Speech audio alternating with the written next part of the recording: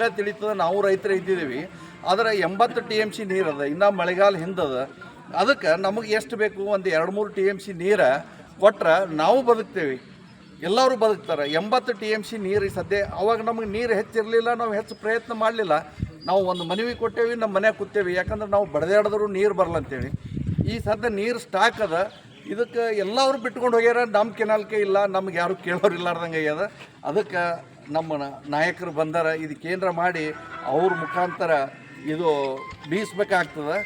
ಇದು ಹಿಂದಿನ ಹಿಡಿದು ನಮ್ಮ ಪದ್ಧತಿ ಅದ, ಕಂಬಳಿ ಬೀಸಿ ಮಳಿತಾರೆ. ಇದು ನಮ್ಮದು ಹಾಲು ಮತ್ತದ ಒಂದು ಬ್ರ್ಯಾಂಡ್ ಅದು. ಆ ಬ್ರ್ಯಾಂಡಿಗೆ ನಾವು ಅವರ ಒಂದು ಇದರಲ್ಲಿ ಹುಟ್ಟಿ ನಮಗೆ ಏನಾದರೂ ಮಾಡಿ ನೀರು ತಂದು ಕೊಟ್ರಿ ಅಂದ್ರೆ ನಮ್ಮ ಭಾಗ್ಯದ ದೇವರಾಗಿ ನಾವು ಮಾನಸ್ತೇವೆ ಅಂತ ಹೇಳಿ ನಾವು ನಿಮ್ಮಲ್ಲಿ ವಿನಂತಿ ಮಾಡಿಕೊಂಡು ಈ ನನ್ನ 4 ಮಾತನ್ನು ಮುಗಿಸ್ತೀನಿ.